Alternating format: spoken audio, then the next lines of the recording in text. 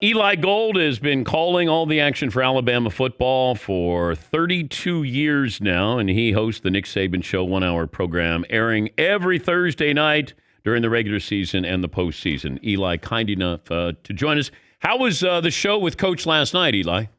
It was fine, Dan, and it's great to be on with you. And yeah, he was, of course, what he did do was obviously work from home. It was a Zoom setup, very much like you and I have here this morning. But yes, normally he's there with us, but he was on Zoom, and he was wonderful. He felt great. He was smiling, and again, what people see of Nick Saban sometimes is that 40-second soundbite behind the podium during his press conference. On our talk show, though, he's a whole lot looser. The smiles are a whole lot more free to flow. And that's how he was last night. He was just fine. We were joined by Andy Staples from The Athletic, and we all talked Bama football. And we probably spent 7 minutes of the hour talking about his medical condition, and he made it clear that he's doing just fine. How is he planning on being involved in this game? Like, what we're trying to figure this out, Eli. How can he be involved? I guess he's trying to figure it out as well, Dan. He did take a few minutes of his airtime to talk about how he wished there was a better way to do this. Could they not alter rules, not for him, but for all coaches? If there is a situation like this, can you not work from an isolated press box area, luxury suite, whatever? So I honestly don't know any more than you do. It was clear that he was not relishing the idea of having to be at the house. And I'm sure Miss Terry wasn't relishing that idea either, having the coach around the house during a ball game. But as of last night and as of this morning, I have heard nothing to indicate that he will be at the game, but you just never know. I would love to have a camera on him, Eli. I would rather watch him watch the game than watch the game itself. I hear you. I'll tell you, I'll be very honest with you. After he and Greg Byrne, our director of athletics, tested positive, my family got on me to go get a COVID test, which I did yesterday morning, and thank God it was negative.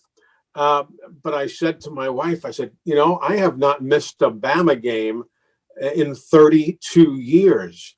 I said, I cannot imagine having to sit around the house if I couldn't do the broadcast from the house somehow. I said, I can't imagine. And I said, I just can't imagine what Coach Saban would be going through. So, we chuckle about it, but, it could be reality. But you know what?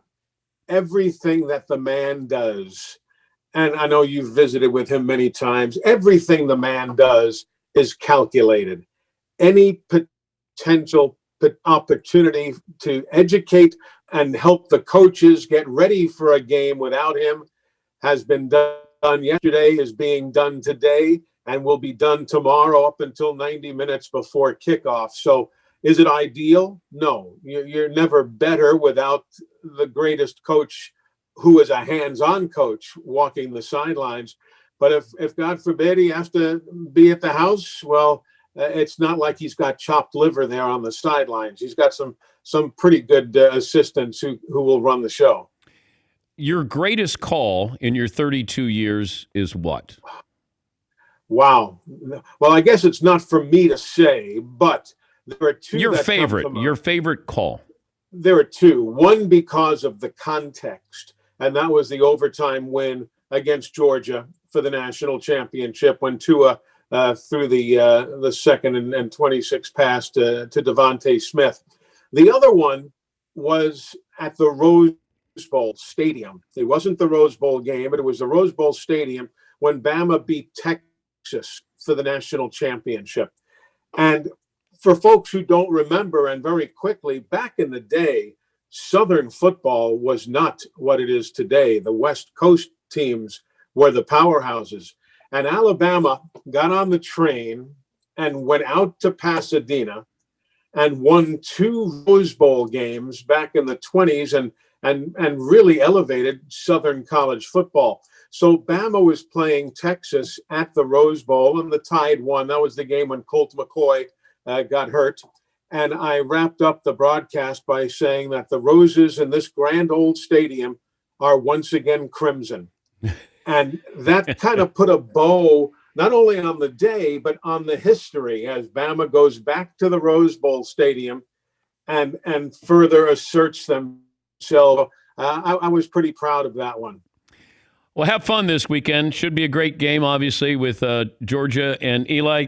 Congrats on long success there. Well done. 32 years. Thank you for joining us.